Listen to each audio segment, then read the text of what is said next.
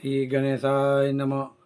આજના વિડીયોમાં આપણે કેલેન્ડર વર્ષ 2024માં શ્રાવણ મહિનો ક્યારથી શરૂ થાય છે, ક્યારે પૂરો થાય છે, આ વર્ષે શ્રાવણ મહિનાની વિશેષતા શું છે અને શ્રાવણ મહિનામાં આવતા મહત્ત્વના તહેવાર અને સોમવાર કઈ તારીખે આવે છે તેની વિગતવાર વાત જાણીશું. ભગવાન ભોળાનાથ શંકરને સમર્પિત શ્રાવણ મહિનાનું હિન્દુ ધર્મમાં ખૂબ જ મહત્ત્વ છે. શ્રાવણને ભક્તિ અને આસ્થાનો મહિનો ગણવામાં આવે છે. આ મહિનામાં શિવ પૂજનનું ખૂબ જ મહત્ત્વ છે. તો ચાલો પહેલાં જાણીએ શ્રાવણ માસનું મહત્ત્વ શા માટે વધારે છે.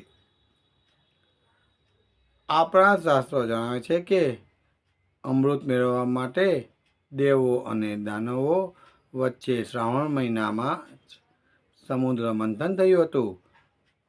આ સમુદ્ર મંથનમાં એક સમયે હલાહલ નામનું ઝેર પણ નીકળ્યું હતું. ઝેરની અસરથી સૃષ્ટિ બચાવવા માટે મહાદેવ વિષપાન કરે છે અને પોતાના ગળામાં વિષને ધારણ કરીને નીલકંઠ બને છે.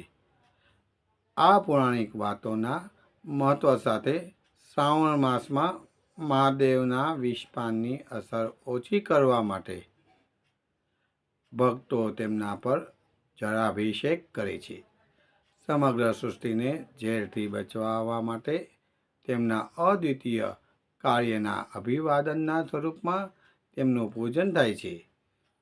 ઘણા શાસ્ત્રો જણાવે છે કે આ મહિના દરમિયાન શિવ પાર્વતી ધરતી ઉપર વિચરણ કરે છે અને શિવ પૂજન અને શિવ ભક્તિ કરનાર પર પ્રસન્ન થઈને આશીર્વાદ આપે છે.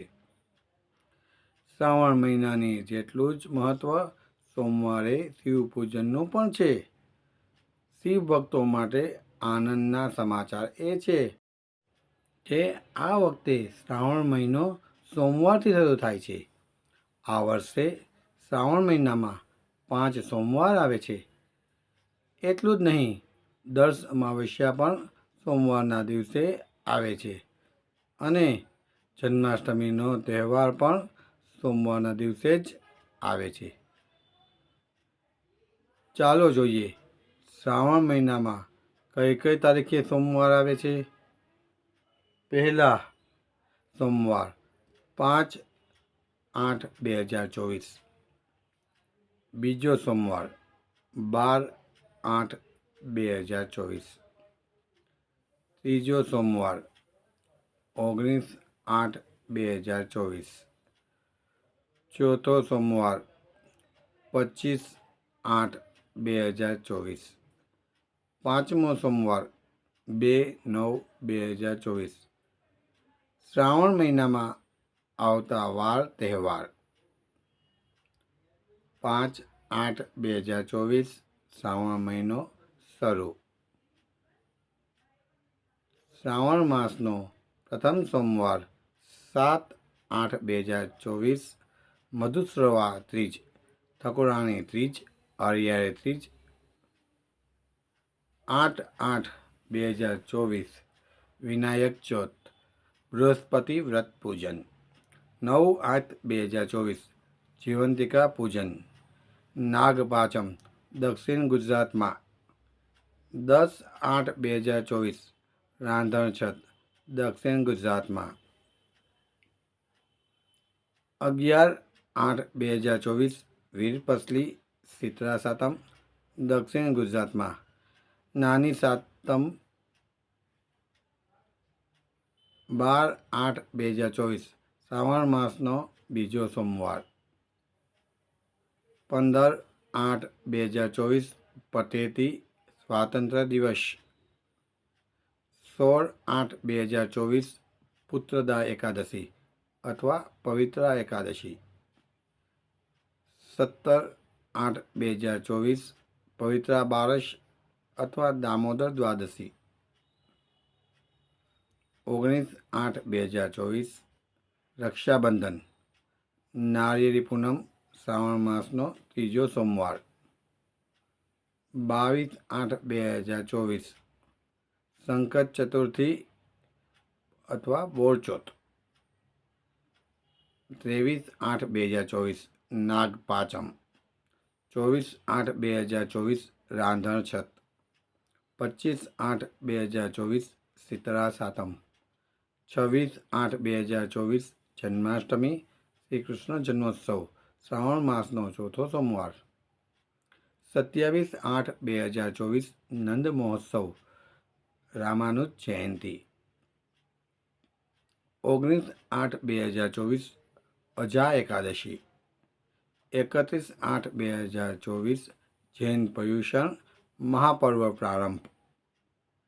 2/9/2024 શ્રાવણ માસનો પાંચમો સોમવાર દર્શ અમાવસ્યા. 3/9/2024 અમાસ શ્રાવણ માસ પૂર્ણ. શ્રાવણ મહિનામાં ભગવાન શિવની પૂજા કરવાથી તમારી મનોકામનાઓ પૂર્ણ થાય છે.